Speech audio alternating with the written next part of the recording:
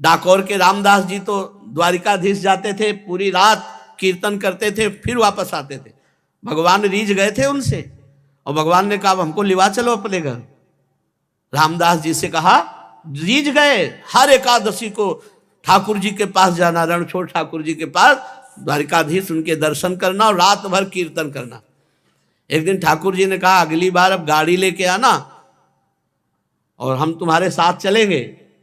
तो उनका, प्रभु हमारे साथ चलोगे? आप बूढ़ा शरीर है हमारा, आपका तो नौ किशोर हो, हम कैसे गाड़ी में ले पाएंगे, और बाहर ताला लग जाता है। बोले पीछे की खिड़की हम खोल देंगे और तुम्हारे लिए हम फूल जैसे हो जाएंगे। बोले प्रभु देख लो बहुत बड़े रक्षक हैं सब इनके, हमें कुछ नहीं होगा, तुम गाड़ी ले आओ ना, हम चलने के लिए तैयार हैं। अब वो गाड़ी ले आए तो सब भगत देख रहे थे कि पैदल नंगे पैर आते थे, इस बार गाड़ी पे आए तो सोचा शायद बूढ़े हैं इसलिए बैलगाड़ी से आ गए होंगे। अब भगवान पूरी प्लानिंग बता दिए थे, तो मंदिर के पीछे गए, खिड़की खोल के ठाकुर जी पूरा श्रृंगार सब पहने। बोले लिबास, बोले ना प्रभु, पहले एक भी नग नहीं होना चाहिए, क्योंकि ये सब सेवादारों के काम आएगा। प्रभु हमको तो वैसे डर लग रहा है आपको ले जाने के लिए, आप पहले सब, भगवान ने सब उतार के फेंक दिए, मंदिर में ऐसे फैला दिए पूरे आभूषण, कहा अब हमें गोद में लो। भगवान कितने रिझवार है, जो ऐसे किया, फूल से गोद में आ गए, तो कुछ कंबल आदि ऐसे गाड़ी में बिछाए थे, भगवान को विराजमान किया और चल पड़े। अब बहुत दूर रणछोड़ ठाकुर से डाकोर है। अब प्रातःकालीन वेला पे जब मंदिर खोले तो देखे आभूषण ठाकुर जी है नहीं, पीछे खिड़की खुले, अरे पक्का वो गाड़ी लेके भगत आया था, उनपे ठाकुर जी बहुत रीझे थे, जरूर ठाकुर जी को भगा ले गए। भगत ठाकुर जी को भगा ले गए। अब जितने पार्षद थे सब घोड़ों से ऐसे सब भाला बर्छी लेकर सब, अरे वो जा रहा है वो जा रहा है। रामदास जी ने कहा प्रभु आ गए हम। तो बोले देखो ये छोटी सी तलैया थी जल की, बोले इसमें हमको छिपा दो जल में, और जल्दी से छिपा दिए। तो उन्होंने मतलब ऐसा देखा, कहा ठाकुर जी, भालों से मारा, बूढ़े रामदास भगत को भालों से मारा। उधर जब तालाब की तरफ देखा तो खून खून खून, दौड़ करके तो देखा ठाकुर जी के शरीर में भाले लगे हुए और खून। ठाकुर जी ने कहा तुम जैसे निर्दयियों के साथ हम नहीं चलेंगे, हम रामदास जी के साथ जाएंगे। तो उनका, प्रभु आप हमारा जीवन हो, जीवन ही आपसे चलता है। बोले हाँ यही बात तो है ना कि हमसे जीवन चलता है, रामदास हमारे तौल भर सोना दे देंगे तुम्हें, ठीक है? बोले हाँ ठीक है, राजी हो गए। रामदास जी ने कहा प्रभु प्रभु वो ऐसे पिटवा दिए, कह रहे सोना दे देंगे, हमारे पास सोना कहाँ है, गरीब आदमी। प्रभु भगवान ने कहा ले चलो पहले डाको। अब पीछे वो सब भाला बर्छी लिए घोड़े पे सवार, वहां ठाकुर जी पहुंचे। बोले तराजू लाओ, एक तरफ ठाकुर जी को विराजमान करो, ए रामदास चढ़ाओ सोना। ठाकुर जी से कहा महाराज, तो बोले एक छोटी सी नथ है ना तुम्हारी पत्नी की, वो ले उतले में हम तौल जाएंगे, उतले में हम तौल जाएंगे। एक छोटी सी नथ, छोटी सी पतली बारी, उतना ही था, भगवान को सब पता है, जो इधर है सो भगवान टंग गए। वो बोले देखो ऐसे सोना तो ज्यादा है पर ले जा। तो भगवान ने कहा देखो सोना तो ज्यादा है पर रामदास उदार आदमी है, दे देंगे, दे दे भाई। अरे बोले प्रभु, तो भगवान ने कहा देखो हम जाने वाले तो नहीं, अपना स्वरूप दूसरा प्रकट किया। बोले इसे ले जाओ। आज भी जो भगवान रामदास जी के यहाँ विराजमान है वो ठाकुर, आज भी पट्टी बंधती है ठाकुर जी की, आज भी पट्टी बंधती है। भगत के ऊपर प्रहार किया तो आज भी भगवान के घाव और पट्टी बंधती है। तो एकादशी व्रत ऐसा जैसे रामदास जी रहते थे। पूज्य श्री मथुरा दास जी भक्तमाली जी थे, एकादशी को चर्चा नहीं करते थे, रोज चर्चा होती थी पर एकादशी को निर्जला रहते थे। दशमी से छोड़ देते थे भोजन पानी, एकादशी के दिन एक बूंद पानी नहीं, और द्वादशी को परायण थी इसलिए बोलने में भी सावधान, और वयोवृद्ध अवस्था तक। नंद बाबा एकादशी कार्तिक शुक्ल पक्ष की थी, भगवान की पूजा की, रात भर कीर्तन किया, और द्वादशी को स्नान करने के लिए यमुना जल में प्रवेश किया। स्नान ब्रह्म मुहूर्त में किया जाता है धारा जी में, 4 बजे, ये नहीं कि 2 बजे 1 बजे, धारा में नहीं स्नान। तो ये असुर बेला कही जाती है।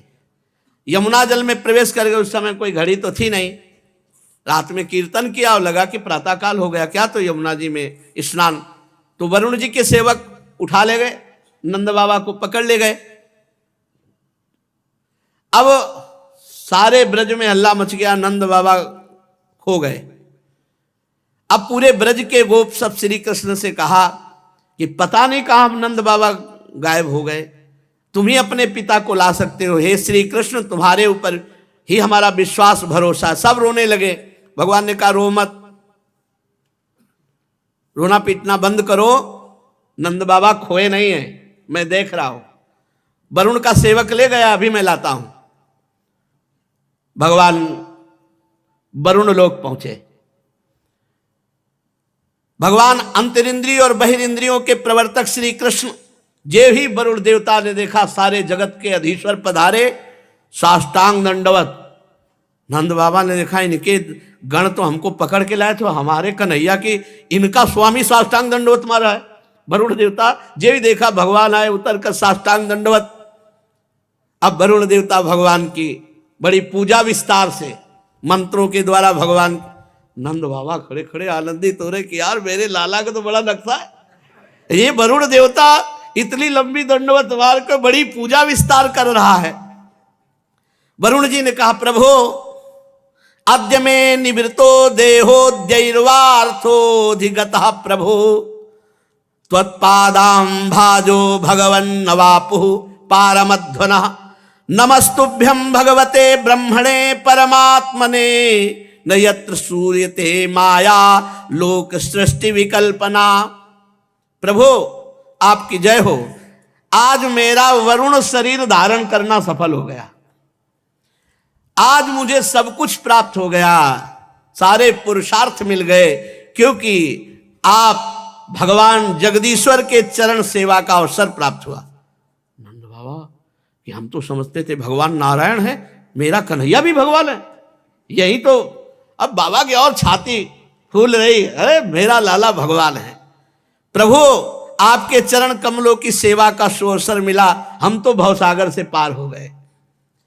आप भक्तों के भगवान, वेदांतियों के ब्रह्म और योगियों के परमात्मा हैं। प्रभु आपके स्वरूप में विभिन्न लोकों की सृष्टियों की कल्पना करने वाली माया नहीं है, ऐसा श्रुति कहती है। हे श्री कृष्ण मैं आपको नमस्कार करता हूं, बार बार दंडवत। प्रभु क्षमा करना, है मेरा सेवक अज्ञानी था जो नंद बाबा को अनजाने में ले आया, ये अपने कर्तव्य को नहीं जानता। प्रभु ये आपके पिताजी हैं, आप ले जाओ और मुझे क्षमा करो। वरुण जी, वरुण कान पकड़ रहे हैं, स्तुति कर रहे हैं, बार बार दंडवत कर रहे हैं, क्षमा मांग। गोविंद मैं नहीं जानता था कि आपके ये पिता हैं, आप बड़ा प्रेम भाव रखते हो, मुझे क्षमा कर दीजिए। प्रभु सेवक से गलती हो गई, नाथ क्षमा कर दीजिए, और मैं सदैव आपका दास हूं हे श्री कृष्ण, जब कभी कोई भी आज्ञा। बार बार वरुण जी महाराज दंडवत। वरुण जी ने बड़ी स्तुति प्रार्थना की। भगवान श्री कृष्ण ब्रह्मादि ईश्वरों के भी ईश्वर हैं। फिर लोकपाल वरुण ने भगवान की 4 परिक्रमा की, दंडवत की, बार बार क्षमा याचना की। नंद बाबा बड़े आश्चर्य में, नंद बाबा को लिया ब्रज में आए। अब सुबह बैठक बुलवाई गई। नंद बाबा भाई, नंद बाबा ने कहा कि मैंने देखा वरुण जी बार बार दंडवत, पूरी साष्टांग दंडवत मार रहे थे और कह रहे थे इंद्रियातीत ऐश्वर्य योगीश्वर योगींद्र भगवान परमात्मा, कन्हैया को कह रहे थे, बार बार कान पकड़ रहे थे, झुक झुक कर प्रणाम कर रहे थे। अरे बड़ा आश्चर्य में बात, मेरा कन्हैया भगवान निकला। हम तो समझते थे भगवान नारायण की कृपा है, अरे इसीलिए गिरिराज गोवर्धन उठा। भगवान के प्रेमी गोप सुन करके बड़े आश्चर्य में हो गए, ये कन्हैया भगवान है, हमारा सखा भगवान है। बड़ी उत्सुकता हुई। नंद बाबा के पास से जब हटे गौएं चराने गए ब्रह्म हृदय, तो सब सखा ने कहा ए भगवान सुनो, तुम भगवान हो। भगवान ने कहा भगवान थे।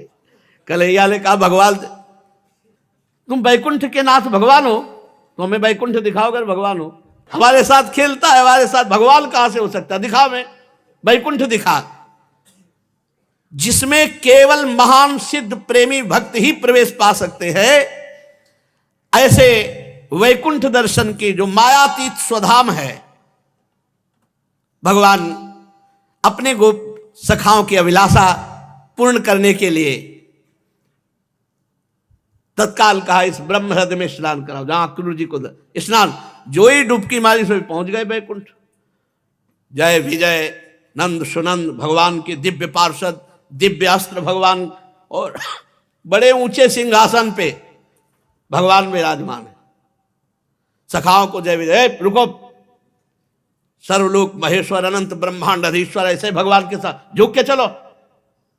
दूर से बोले हमें नहीं चाहिए वैकुंठ, इतने ऊंचे में वो बैठा है और यहाँ सब हमको दबका रहे, हमारा कन्हैया ही जिससे हम खेलते, हमें वैकुंठ भूल कर वैकुंठ नहीं चाहिए। सोई ऐसे उछरे।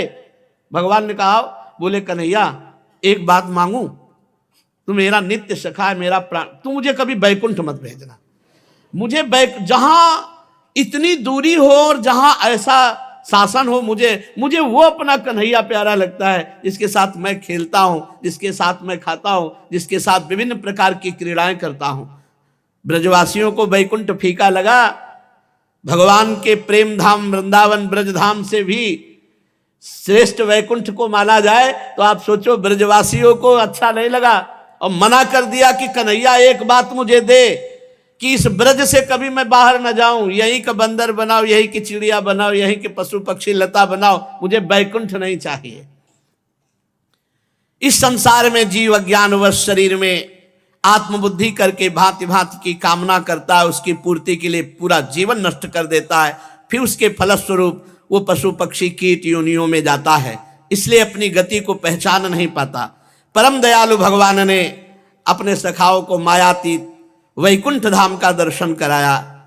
भगवान ने फिर सखाओं को ब्रह्मबोध कराया, जिसका सत्य ज्ञान अनंत सनातन ज्योतिष स्वरूप समाधिनिष्ठ गुणातीत पुरुष ही पाते हैं।